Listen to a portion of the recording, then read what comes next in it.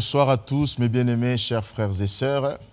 Nous voici encore dans notre programme de chaque dimanche sur notre chaîne B1 à 17h15 et la rediffusion le mardi à 12h15. Mes bien-aimés, je suis content de vous retrouver pour ce nouveau mois, un nouveau défi, un nouveau challenge et une nouvelle saison.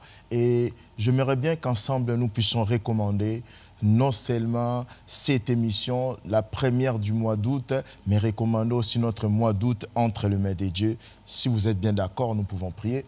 Seigneur, le roi des gloires, Dieu Tout-Puissant, nous bénissons ton Saint-Nom, nous élevons ton Saint-Nom au milieu de nous. Bénis ces moments que nous allons passer dans ta présence, que le Saint-Esprit puisse disposer nos cœurs, que le Saint-Esprit puisse donner à chacun de nous des capacités de saisir tout ce que tu veux bien nous communiquer durant cette émission. Nous te recommandons ces mois d'août. Père éternel Dieu, nous établissons, j'établis ta victoire sur la vie de toute personne qui suit cette émission, qui participe à cette émission. J'établis la guérison divine dans le corps de chaque personne qui participe à cette émission. J'établis la gloire, la prospérité, que ce mois d'août soit un mois où les gens vont constater que tu es en nous, que ce mois d'août soit un mois où le monde va constater que nous t'appartenons, que l'on sache que tu es Dieu, c'est toi l'Éternel. Amen, amen, amen. Soyez tous bénis, mes bien-aimés. Invitez quelqu'un, recommande-lui cette émission sur la chaîne B1 et on a aussi une diffusion ou une rediffusion sur la chaîne YouTube MMS JCSV Channel. Donc, MMS JCSV Channel. Donc, que Dieu vous bénisse. MMS Channel JCSV. Excusez-moi, j'ai un peu inversé. C'est MMS Channel JCSV ou sur ma page Facebook Pasteur Serge Malou Mouleba. Mes bien-aimés, je vais partager avec nous ce soir sur un thème que j'ai intitulé « Jéricho doit tomber ». C'est ça mon thème que nous allons partager durant ce mois d'août. Jéricho doit tomber. Je vais nous inviter à lire dans la parole de Dieu, dans le livre de Josué, chapitre 6, du premier verset au 5e verset. Josué chapitre 6 du premier verset au 5e verset. Je nous invite à lire, mes bien-aimés. Jéricho était fermé et barricadé devant les enfants d'Israël. Personne ne sortait et personne n'entrait. L'Éternel dit à Josué, « Vois, je livre entre tes mains Jéricho et son roi, ses vaillants soldats. Faites le tour de la ville, vous tous les hommes de guerre.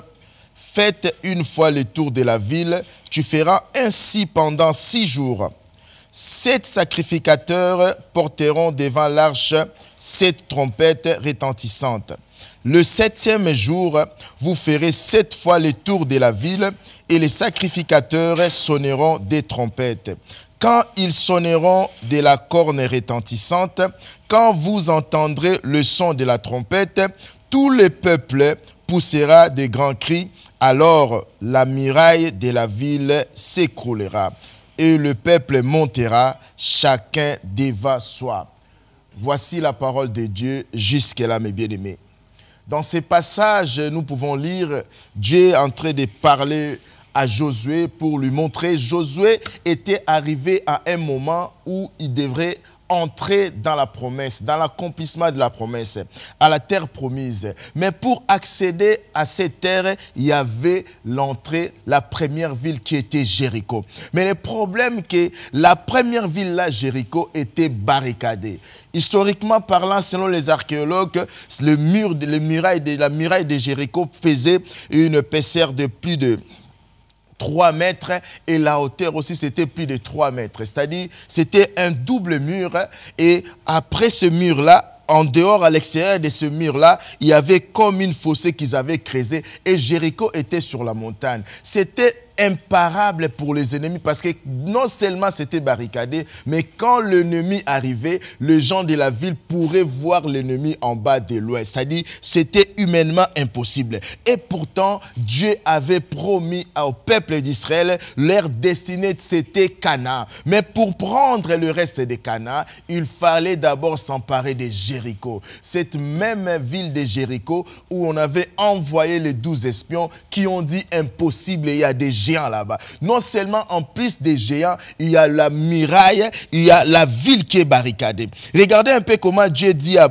comment Dieu décrit Jéricho. Dieu dit, je livre entre tes mains Jéricho et son roi et ses vaillants soldats. Dieu lui-même, ce n'est pas un homme qui parle, mais c'est Dieu lui-même qui qualifie les soldats, l'armée de Jéricho, comme des vaillants soldats. Littéralement, cela veut dire des vaillants héros. C'est-à-dire, ça n'avait rien à voir avec la description que Dieu faisait dans des chapitres précédents, la description que Dieu a fait des soldats israéliens, des soldats des enfants d'Israël. Là, Dieu lui-même les qualifie des héros, les qualifie des vaillants soldats, c'est-à-dire de héros. C'est-à-dire c'était quelque chose, non seulement il y avait la muraille, mais aussi l'armée de Jéricho, c'était une armée de vaillants, une armée de héros, une armée de soldats vraiment bien formés, rien qu'à l'apparence, tu as peur. Mais bien aimé, si on lit ces passages, on peut tomber dans le piège de la facilité pour dire que oui,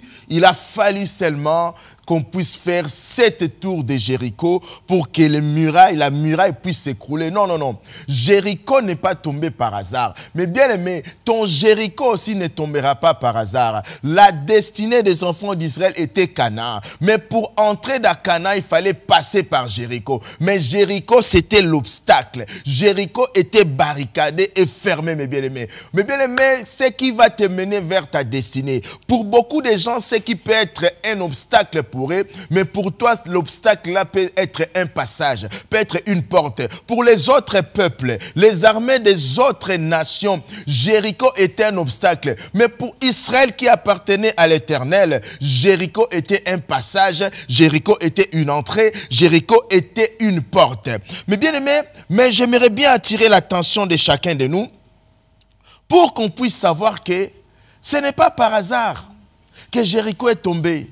Même si nous voyons les témoignages, Jéricho c'est la suite d'un processus. Jéricho c'est la conséquence d'une attitude, la conséquence d'un caractère, la conséquence d'un projet, la conséquence d'une promesse et aussi la conséquence d'une succession des événements qui ont fait de Josué ce qu'il est Josué. Mais bien aimé, ton Jéricho ne peut pas tomber si tu n'as pas ce que Josué avait. C'est là notre sous-thème. Notre thème de tous ces mois d'août, c'est Jéricho doit tomber. C'est pour te dire que durant ces mois d'août, ton Jéricho doit tomber. Mais ton Jéricho ne tombera pas par hasard. Notre sous-thème d'aujourd'hui, c'est la mentalité de la foi. Jéricho n'est pas tombé parce qu'ils avaient fait 7 tours de la ville. Mais c'est parce que dans Josué, il y avait ce qu'on appelle la mentalité de la foi. Mais bien aimé, une mentalité, c'est un ensemble de croyances. Une mentalité, ça ne vient pas du jour au lendemain. Une mentalité, c'est construit, c'est battu chaque jour au fil des temps, au fil des années. C'est comme ça qu'une mentalité est battue. N'oublions pas que c'est le même Josué qui dans Nombre est revenu avec les 12 espions. Il y avait que Josué et Caleb qui avaient dit, nous allons nous emparer de ces pays-là. Nous allons nous emparer de Jéricho, malgré les géants qu'il y a là-bas. Alors que les 10 autres espions avaient dit qu'on ne peut pas. Il y a des géants là-bas, il y a tout ça là. Mais donc, Josué avait déjà cette mentalité. Quand nous regardons encore dans la Bible, la parole de Dieu nous dit que pendant que Moïse entrait dans la tente des rencontres, la tente d'assignation, il lui passait quelques temps là-bas et Josué, son serviteur, était là avec lui. Mais quand Moïse sortait de la tente des rencontres, cette tente où Dieu avait interdit à tout le monde d'y entrer, sauf Moïse. Mais Moïse, quand il entrait, vu que Josué était son serviteur, Josué entrait avec Moïse. Si on doit utiliser un langage courant d'aujourd'hui, Josué était un peu là pour faire la sécurité. Mais Dieu n'a jamais dit à Moïse, mais pourquoi Josué rentrait là? Mais le pire, c'est quoi? La parole de Dieu nous dit que quand Moïse sortait de la tente d'assignation, le fait seulement que Moïse était dans la tente d'assignation, son visage reflétait tellement une forte gloire que les enfants d'Israël étaient incapables de les regarder. Moïse était obligé de mettre le voile. Mais Josué, la Bible nous dit, fils de Nun, il restait là pendant que Moïse sortait. C'est-à-dire, Josué a passé beaucoup de temps dans la présence de Dieu. Ce n'est pas du jour au lendemain qu'il est devenu leader. Ce n'est pas du jour au lendemain qu'il a construit cette mentalité de la foi. La mentalité de la foi, c'est le Saint-Esprit qui l'a construit en nous. La mentalité de la foi, c'est le Saint-Esprit qui l'a bâti en nous. Au fil des temps, au fil des jours, au fil des années, au fil des événements, même devant les épreuves, à travers les épreuves, Dieu est en train de bâtir en nous, en toi, la mentalité de la foi, parce que la mentalité ne vient pas du jour au lendemain, mes bien-aimés. Sur la route de notre destinée, mes bien-aimés, on aura des obstacles. Mais pour quelqu'un qui a la mentalité de la foi, ces obstacles-là vont être des escaliers. Ces obstacles-là vont être des escaliers pour t'amener vers ton élévation. Pour quelqu'un qui a la mentalité de la foi, ce qui peut être pour les autres une barrière, un obstacle, mais pour lui, ça sera une porte, un passage. Pour Josué, Jéricho était devenu une porte. Jéricho était un passage. Mais bien aimé, la mentalité de la foi s'est bâtie au fur et à mesure que tu fréquentes Dieu. Je vais dire une chose, il y a une différence entre quelqu'un qui fréquente Dieu et quelqu'un qui côtoie Dieu. On côtoie les gens de temps en temps.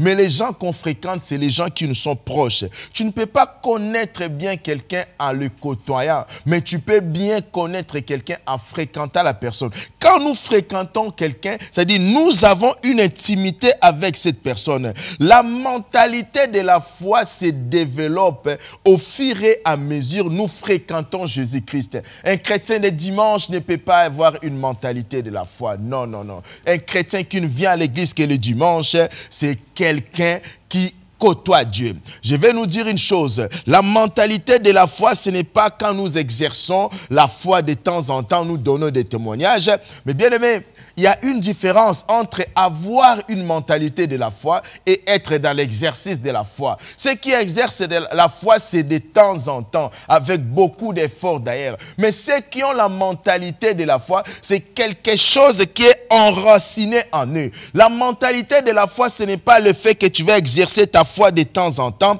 mais la mentalité de la foi, ce n'est pas non plus quand nous sommes dans un culte puissant, quand nous passons un temps de jeûne et prière de 21 jours, de 40 jours, que sais-je, de 100 jours, et nous sortons de cela, de ces moments-là, étant boostés, étant encouragé. Ce n'est pas ça la mentalité de la foi. La mentalité de la foi, c'est ce qui reste en nous après ces moments-là. La mentalité de la foi, ce n'est pas qu'on est sous l'onction, il y a un prédicateur ou un enseignant qui a tellement bien prêché, qui a tellement bien enseigné, tu te sens fort, tu te sens encouragé, et sous l'onction, tu dis amen. Sous l'onction, tu as repris l'espérance. Ce n'est pas ça la mentalité de la foi. La mentalité, c'est ce qui te reste après ces moments-là. Aujourd'hui, nous avons des enfants de Dieu, des chrétiens qui passent des bons moments à l'église, qui à l'église peuvent dire des amens, qui à l'église peuvent dire je reçois, ils peuvent même venir donner une offrande, soit disant je scelle. Mais quand il y a les épreuves qui arrivent, ces gens-là se laissent anéantir. C'est parce qu'il n'y a pas la mentalité de la foi. Et la mentalité de la foi, c'est ce que nous gardons. Après avoir été sous l'onction, après avoir été dans un programme puissant, après avoir été dans un temps de jeûne et prière de plusieurs jours, ce que nous gardons un peu après, ce qui qui nous reste, c'est ça que nous appelons la mentalité de la foi. Parce que ça sera en toi un réflexe. La mentalité de la foi, c'est une attitude. La mentalité de la foi, c'est un état d'esprit. Mais cet état d'esprit intérieur, c'est ça qu'on appelle la mentalité de la foi, mes bien-aimés. Pour que les forteresses qui sont devant toi sur le chemin de ta destinée puissent s'écrouler, tu dois avoir la mentalité de la foi. Tu ne dois pas être un chrétien qui exerce de temps en temps la foi, mes bien-aimés. La mentalité de la foi, ce n'est pas quelque chose qui est événementiel, mes bien-aimés. Mais la mentalité de la foi, c'est quelque chose qui se construit en nous. Et encore, il faut qu'on se laisse afin que le Saint-Esprit puisse construire cela en nous. Parce que nous, à chaque fois qu'il y a les épreuves, je vais dire à quelqu'un une chose ce soir. Dieu utilise les épreuves pour bâtir en nous aussi la mentalité de la foi. Mais si à chaque fois qu'il y a les épreuves devant nous, nous attribuons cela au diable, nous attribuons cela aux sorciers, nous attribuons cela au monde des ténèbres, nous ne pouvons pas bâtir en nous la mentalité de la foi. Nous devons savoir une chose. Celui qui a la mentalité de la foi est convaincu et a la certitude d'une chose, que c'est Dieu qui a le dernier mot sur sa vie. Le Dieu qu'il croit, le Dieu qui a bâti la mentalité de la foi en lui, ce n'est pas un Dieu qui perd le contrôle d'une situation. Mais celui qui n'a pas la mentalité de la foi, il va dire les sorciers m'ont bloqué, il va dire le diable m'a bloqué. Le diable ne peut pas bloquer un enfant de Dieu. Il n'a plus un droit sur ta vie parce que tu appartiens à Dieu. Celui qui a la mentalité de la foi est convaincu d'une chose, que je suis assis avec Christ dans le lieu céleste. Même si vous me voyez là, mais spirituellement, je suis assise avec Christ dans le lieu céleste. Pour qu'un démon, un sorcier, le diable même puisse me bloquer, il faut qu'il puisse accéder là où je suis assise dans le lieu céleste. C'est qu'il ne peut pas faire. Celui qui a la mentalité de la foi est convaincu d'une chose, que je suis caché avec Christ en Dieu. Ça veut dire je suis caché dans Christ et Christ est dans Dieu. C'est-à-dire pour qu'un démon, un sorcier puisse accéder à moi, il faut que Jésus-Christ lui permette. Et si Jésus-Christ permet quelque chose, une épreuve pour son enfant, ce n'est pas pour que son enfant soit anéanti, mais c'est pour que son enfant puisse expérimenter sa puissance. C'est pour que son enfant puisse expérimenter sa toute-puissance. C'est ça la mentalité de la foi. Pour que la mentalité de la foi se construise en nous, nous devons nous laisser afin que le Saint-Esprit puisse détruire tout ce qui est charnel en nous. Pour que nous ayons la mentalité de la foi, nous devons aussi crucifier notre chair, mes bien-aimés. Notre intelligence doit être renouvelée. Mes bien-aimés, pour aujourd'hui, je vais vous parler des 4 caractéristiques qui feront que tu puisses avoir la mentalité de la foi. Ou des 4 choses qui caractérisent la mentalité de la foi dans un enfant de Dieu. Mais bien aimé, les premières caractéristiques, nous allons lire dans Josué 5,13. La Bible nous dit dans Josué 5,13, comme Josué était près de Jéricho, il leva les yeux et regarda, voici un homme se tenait debout devant lui, son épée nue dans la main. Il alla vers lui et lui dit, es-tu de nôtres ou de nos ennemis? Il répondit, l'homme répondit à Josué, non, mais je suis le chef de l'armée de l'Éternel, j'arrive maintenant. Mais bien aimé, pour que tu puisses avoir la mentalité de la foi, pour que la mentalité de la foi puisse se construire en toi, puisse se bâtir en toi, tu dois te battre pour l'intérêt du royaume. Tu dois à chaque projet avoir en vue, avoir dans tes pensées, dans ton cœur, l'intérêt du royaume, l'intérêt de l'Éternel, notre Dieu. Josué était là à la veille de leur attaque contre Jéricho. Josué, j'espère qu'il a prié, je parie qu'il a prié, je parie qu'il était dans la réflexion, dans la méditation. Il regardant de loin, il doit un homme d'une grande taille.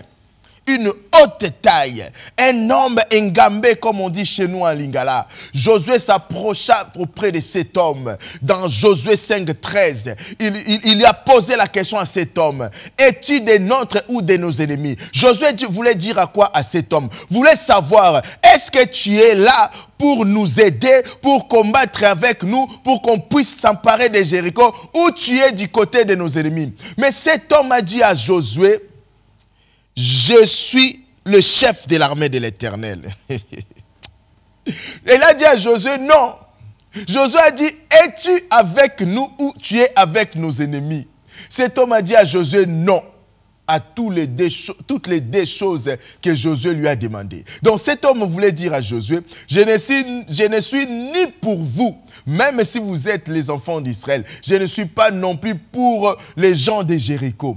Mais, regarde comment il dit, mais je suis le chef de l'armée de l'Éternel. Cela signifie quoi? Cela signifie que je suis là. Quand vous voyez quelqu'un l'épée nue, cela veut dire quelqu'un est prêt à combattre. Quelqu'un est prêt à combattre. Mais il n'était pas prêt à combattre pour n'importe qui. Il dit, je suis le chef de l'armée de l'Éternel. Alléluia. J'arrive maintenant pour qui? Pour combattre pour les intérêts de l'Éternel, mon Dieu. Il dit, celui qui a la mentalité de la foi, dans son état d'esprit, dans son état intérieur, tout ce qu'il fait, il cherche l'intérêt du royaume. Tout ce qu'il fait, il cherche l'intérêt de Dieu.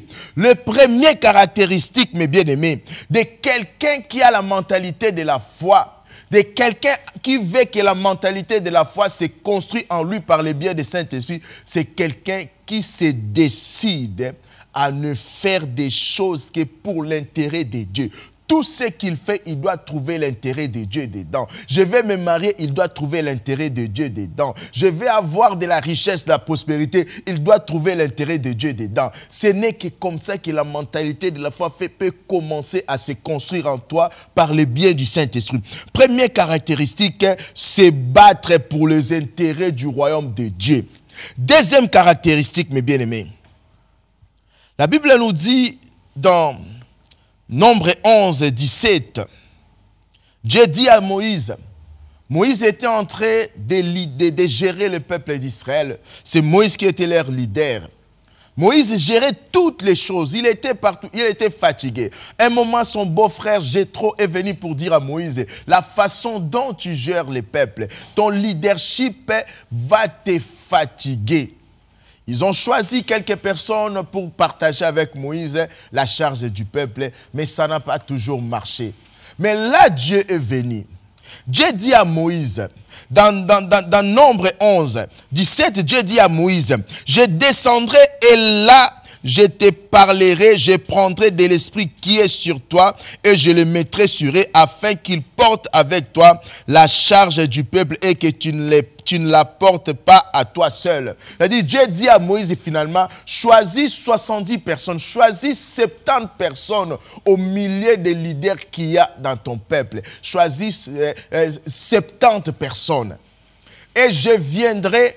Dieu ne dit pas à Moïse que je prendrai l'onction que j'ai mis en toi, je mettrai dans ces personnes-là. Dieu ne dit pas à Moïse, je prendrai le Saint-Esprit, je mettrai dans les 70, dans les 70 personnes-là. Non, Dieu dit à Moïse, je prendrai de l'Esprit qui est en toi, je mettrai dans les 70, dans les 70 personnes pour qu'ils portent avec toi la charge de cette vision. Dieu voulait dire à Moïse, je vais prendre la mentalité de la foi qui est en toi. Parce que la Bible nous dit, c'est par la foi que Moïse a quitté l'Égypte pour fuir Pharaon. C'est par la foi qu'il est revenu aussi pour libérer le peuple d'Israël. Dieu voulait dire à Moïse, je vais prendre la mentalité qui est en toi. Cette mentalité de la foi, je vais la mettre dans ces 70 personnes pour qu'avec toi, elles puissent porter la charge de ce peuple avec toi. Je vais m'adresser à nous les leaders, surtout nous les jeunes leaders. Quelqu'un ne peut pas t'aider dans la vision que tu as si cette personne n'a pas la même mentalité de la foi que toi. Cette personne va se fatiguer. Moindre tentation, cette personne va céder. Le deuxième caractéristique, de quelqu'un qui veut voir la mentalité de la foi se bâtir en lui, se construire en lui par le biais du Saint-Esprit, c'est être entouré par les hommes et les femmes de foi. La foi est contagieuse, tout comme l'incrédulité aussi est contagieuse. Tu pries pour que Dieu arrange ton mariage, pour que ton mari change. Mais tu es entouré par les personnes qui ont le même problème que toi. Tu es une femme battue. Mais tu es entouré aussi par d'autres femmes qui sont battues. Tu es une femme trompée par ton mari infidèle. Mais tu es entouré aussi par des femmes qui ont aussi des maris infidèles. Tu te sens à l'aise parce que vous pleurez les mêmes problèmes. Mais ce n'est pas ça qui va changer les choses avec toi. Tu dois être entouré des gens qui peuvent te tirer vers le haut. Et non entouré des gens qui te tirent vers les bas ou qui te maintiennent vers les bas. C'est lui qui veut voir la mentalité de la foi se construire en lui, se bâtir en lui par le bien du Saint-Esprit. Cette personne doit être entourée, se faire entourer par des hommes et des femmes de foi. Tu dis, tu es jeune, tu veux voir la mentalité de la foi se construire en toi. Tu dois choisir, être sélectif à tes fréquentations, à tes amis, en ton entourage. Être entouré par les gens qui ont la même foi en toi, la même foi en Jésus-Christ. Mais bien aimé, les troisième caractéristique de quelqu'un qui veut voir la mentalité de la foi, c'est construire en lui, c'est bâtir en lui. Nous allons lire dans Josué 6:1. Dieu dit à Josué, Jéricho est fermé et barricadé devant les enfants d'Israël. Personne ne peut sortir, personne ne peut entrer. Mais toi, Josué, vois, je livre entre tes mains Jéricho et son roi, ainsi que ses vaillants soldats. Mais bien aimé, Dieu voulait dire à Moïse quoi? Dieu fait voir d'abord à Moïse, à Josué plutôt. Dieu fait voir d'abord à Josué la réalité qu'il y a devant lui. Jéricho est barricadé et fermé. Personne ne peut y entrer, personne ne peut y sortir. Dieu fait voir à Josué la réalité qu'à Jéricho, il y a des vaillants soldats. Quand Dieu lui-même qualifie quelqu'un de vaillant soldat, c'est que c'est un vaillant héros vraiment. C'est des personnes invincibles humainement. Mais en même temps, Dieu dit la vérité à Josué. Il dit, vois, malgré la réalité là, moi je te donne la victoire. Je livre Jéricho et ses vaillants soldats, c'est-à-dire la muraille de Jéricho là. Et tous les vaillants soldats, le géant qui avait à Jéricho, moi je te donne la victoire sur eux. Moi je te les livre entre tes mains. Mais bien aimé, c'est lui qui veut voir la mentalité de la foi se construire en lui par le biais du Saint-Esprit. C'est quelqu'un qui doit voir la vision de Dieu. C'est quelqu'un qui doit voir avec les yeux de Dieu et non avec les yeux humains. Dieu dit vois. Vois. Mais bien aimé, tu ne peux pas obtenir ce que tu ne vois pas. Tu ne peux pas aller dans ton chemin sur la route de ta destinée au-delà de ce que tu vois. Tu n'iras que là où tu vois. Dieu dit à Josué, regarde la réalité, mais toi vois la vérité que je te dis, c'est la victoire que je te donne sur cette réalité. C'est lui qui veut voir en lui la mentalité de la foi se construire, ne tient pas compte de la réalité. Mais il ne fait pas non plus le déni de la réalité, c'est-à-dire il ne nie pas la réalité. Il regarde la réalité en face, mais il voit plutôt la vérité qui est ce que Dieu lui dit devant cette réalité si dure, si catastrophique, si chaotique soit-elle. Vois la vérité. Parce que la foi, c'est la ferme assurance des choses qu'on espère et la démonstration de ce qu'on ne voit pas avec les yeux humains, mais ce qu'on voit avec les yeux spirituels. Devant ta maladie, vois-tu la guérison? Devant ton chômage, vois-tu le travail? La mentalité de la foi, c'est regarder la réalité en face, mais voir la vérité de la parole de Dieu. Mais bien aimé, le quatrième et dernier caractéristique que doit avoir quelqu'un qui veut voir la mentalité de la foi, c'est construire en lui, c'est bâtir en lui par le biais du Saint-Esprit. Le quatrième caractéristique, mes bien-aimés, c'est être autonome. Prendre ses responsabilités. Regardez ce que Dieu dit à Josué dans Josué chapitre 1, verset 1. Après la mort de Moïse, serviteur de l'Éternel, l'Éternel dit à Josué, fils de Nun, serviteur de Moïse, Moïse, mon serviteur, est mort. Maintenant, lève-toi, passe ces Jourdains, toi et tous ces peuples, pour entrer dans le pays que je donne aux enfants d'Israël. Dieu vient rappeler à Josué, Moïse est la personne sur qui vous vous appuyez. C'est Moïse-là qui a fait des prodiges, est mort. Maintenant, toi qui es choisi comme leader, sois autonome maintenant. Lève-toi pour faire entrer ces enfants d'Israël dans leur destinée. Mais bien aimé, tu dois prendre tes responsabilités. Tu dois être un homme d'action. Tu dois être autonome. Quelqu'un qui veut voir la mentalité de la foi se construire en lui, ce n'est pas quelqu'un qui est dépendant chaque fois de son pasteur. Même s'il y a des pasteurs qui aiment que les fidèles soient dépendants d'eux. Non, non. Notre mission tant que pasteur, tant qu'homme, femme de Dieu, ce n'est pas de former des gens qui soient dépendants de nous. Et j'ai fait un mauvais rêve, il t'appelle. Il y a la maladie à la maison, il t'appelle. Il est bloqué, il t'appelle. Non, non. C'est de faire des chrétiens, des disciples autonomes, mes bien-aimés. Un disciple, par définition, c'est quelqu'un qui reproduit par interaction ce qu'il voit son maître faire, mes bien-aimés. Oui, c'est lui qui veut voir la mentalité de la foi se construire en lui par le biais du Saint-Esprit. C'est quelqu'un qui doit accepter de devenir autonome. C'est quelqu'un qui doit accepter de prendre ses responsabilités. Nous allons voir le prochain dimanche, mes bien-aimés, les 3 manifestations de la mentalité de la foi. On va voir cela ensemble. Mais pour aujourd'hui, nous allons nous arrêter là. Nous allons prier, mes bien-aimés. Combien de fois tu dis à Dieu, pourquoi moi? Pourquoi telle chose ça m'arrive? Alors que pendant que Dieu permet que ces épreuves puissent arriver, Dieu est entré par le biais du Saint-Esprit de construire la mentalité de la foi en toi. Tu vas demander à Dieu pardon. Tu vas demander à Dieu aussi de te donner la capacité d'accepter que la mentalité de la foi soit construite en toi, soit bâtie en toi par le biais du Saint-Esprit, par le biais de la parole de Dieu. Nous allons prier, mes bien-aimés. Seigneur, Père éternel, Dieu Tout-Puissant, nous te remercions infiniment pour ces moments. Merci de nous avoir parlé. Que ces paroles qui viennent de toi puissent trouver une place dans nos cœurs. Que cela puisse germer et que chacun de nous qui a écouté cette parole puisse porter des fruits dans sa vie. Au nom puissant du Seigneur Jésus-Christ. Père éternel, Dieu, bénis cette soirée. Bénis ces mois d'août qui commencent. Bénis cette nouvelle semaine qui commence.